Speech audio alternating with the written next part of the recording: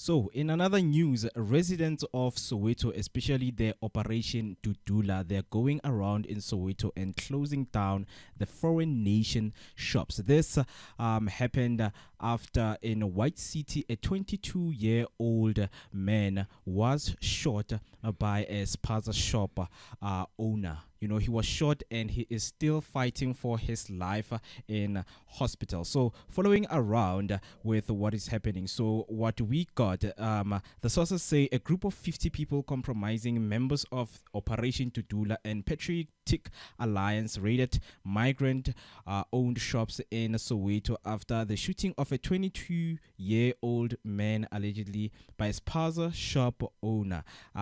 This man was shot on Saturday and he's still in hospital fighting for his life. So before I move to you guys, to get your insight about what is really going on with these foreign nationals, shooting people, because the story says this boy was sent by his parent to go to the shop and to buy a cold drink, and it happened that the boy spilled the cold drink or broke one of the cold drink bottles, and it led him to getting shot by a foreign national. So right now I want to move to a video whereby we have the members from the Operation Dudula giving more details on what happened in White City on Saturday. So this is what they had to say. Not like we don't want foreigners in South Africa. They must come with proper documents, and when we are as operation, we are guided by the Constitution of the Republic. If we check properly on Immigration Act and labor laws, it says they must have certain amount of money to come and invest. This issue has divided members of the community, with many landlords also on the verge of losing their income. Like I've got a lease with them. They are not yet just free. We signed a lease. So like now this Tutula card, they say must go and cancel that lease, and then I operate my shop again. I've been preaching the very same gospel. If these people, they can just come and pack their stuff and leave. You understand? I think I'll be sorted as well. Then I'll see what business to come up, or how do I survive, or how to utilize my structure. Local police have been deployed to monitor the situation over fears of shops being looted. Bafedile Moerani, Soweto. Yeah, so there you have it, guys. I hope you had that clear.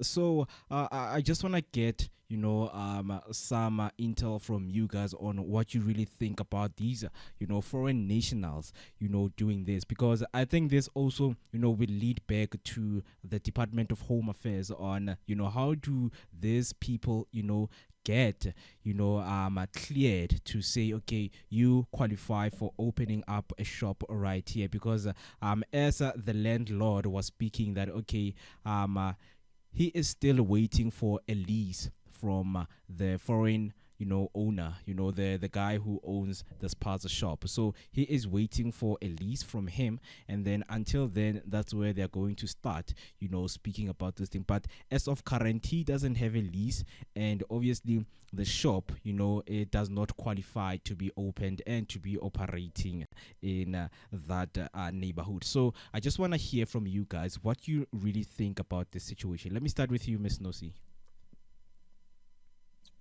More, there is so much that is happening that is illegal in this whole thing. First, there is somebody who came into this country illegally.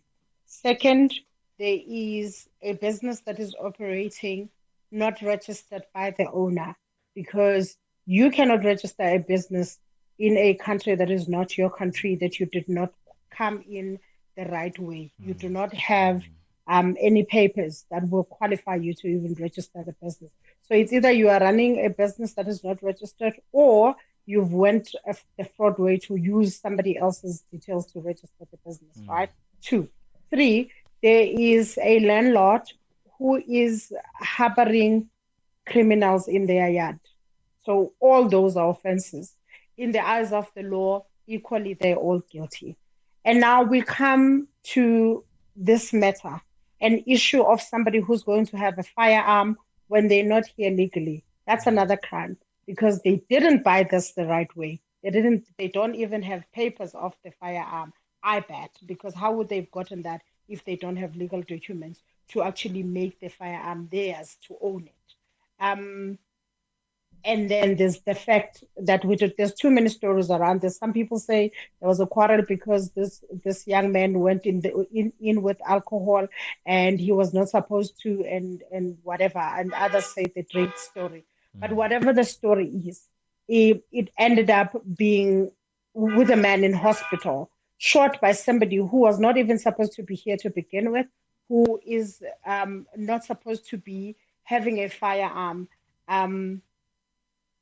with them in the premises. You know what I mean? Yeah.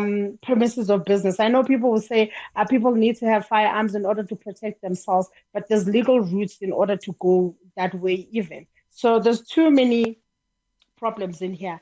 I'm with Operation Tutula on this one to say, let them go, let them be deported, and whatever can be done, let it be done fast, because this is not the first incident. All right, thank you about that. Mr. JP. Yeah, more it's tough on this one. But I think it's the same thing that we talk about every day. I wish our government can do something about this, because it's an emergency matter. They can't be ignoring this. Until Operation Dudula comes. And do such. So there are many stories that we had there, but we know what foreigners are capable of.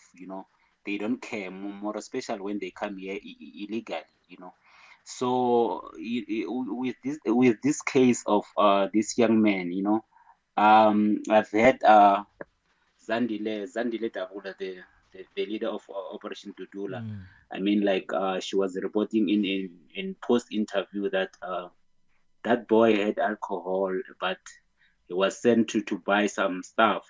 So, but those guys, they don't have a right to shoot someone if having alcohol or doing something. So I think it shows that these guys, they have anger towards South African as well. So people that are innocent are getting hurt at the end of the day. So I feel like our government need to intervene. They were complaining about the perpetrator is being escorted by our police to run away from the scene. You understand? So money and bribes are doing a lot of things and confusing at the end of the day, because we don't know if police are with us or police are collecting money from these people so that they can protect them as well. And these people, they try to protect themselves for people that are coming to harm them as well. But there are laws and regulations that need to be followed for people to come in our country to do business and all that. So which, if we can check, are not followed. So let's restructure and start again and do things legally. You understand? So I feel like Operation Dula can be harsh at some point, but I think this is one of the things that need to be fixed. So, according to Anna Mnisi, her son Lusanda Ngongo was shot by the owner after he spilled cold drink in his shop. Ngongo is now in hospital in the intensive care unit. Dudula leader Zandile Dabula said communities need to feel safe. It's very frustrating that they are even ready to pick up guns and shoot at us. They need to leave, and we will close all shops around White City, and it's not going to end here. We will close down all the tuck shop and talk to different stakeholders to help our people to take over. 2 police vehicles and 1 crime prevention wardens arrived in the area, stayed for a few minutes, and then they left. According to Dudula closed about 15 tuck shops since Monday, and they are still operating and still closing down some shops. But what brings back to me to this and discussing it further and asking more questions is that I think as citizens there is where we are wrong, because we always wait for something wrong to happen and in order for us to take action for these people to pack their bags and go. For most of the time we do consume their products and we do go and buy in their stores, but I just want to ask, what is it that makes us say we need to act when somebody has been shot, we need to act when somebody has been killed? When people are not getting shot by foreign nationals, nothing is being done. No one is taking a stance of finding out if these people really qualify to be here and really qualify for their businesses to be opened and selling products to the neighborhood. So I just want to get I just want to hear from you guys, what do you really think it's happening with community members or with us in general, that we always wait for something bad to happen and then we start standing up on our feet and say, what, these people need to go. Let me start with you, Ms. Nosi. Well, I'd say some fear for their lives, because there was an incident, there was a case in our area where somebody reported that one of the Pakistanis was selling expired goods, right? And this was meant to go to the police, or go to the people that should be legally checking their stock and whatever. Like in my case, I have a health certificate. So when I'm operating, at any day, an inspector can come in to check if the area is as neat as it was when they gave me the approval, right? So they should be having the same regulations. So the report was supposedly to lead into that. But guess what? That person was sidelined because the Pakistani had money to bribe and pay. So nothing was done for that, because the higher people were willing to accept bribes, clear that stock up, and there was a new stock. So much so that they are the one that tipped the guy to say, at this time, these people will come and check. By this time, when they come, there should be no evidence. You see, it's that. Also, people have gotten comfortable. People don't have money. So they've gotten comfortable to go to, my friend, inverted commas, to say, give me a 2 kg sugar. Yeah. I'll pay you when I get paid. Yeah. You know what I mean? And this is why they're keeping them. Also, the prices.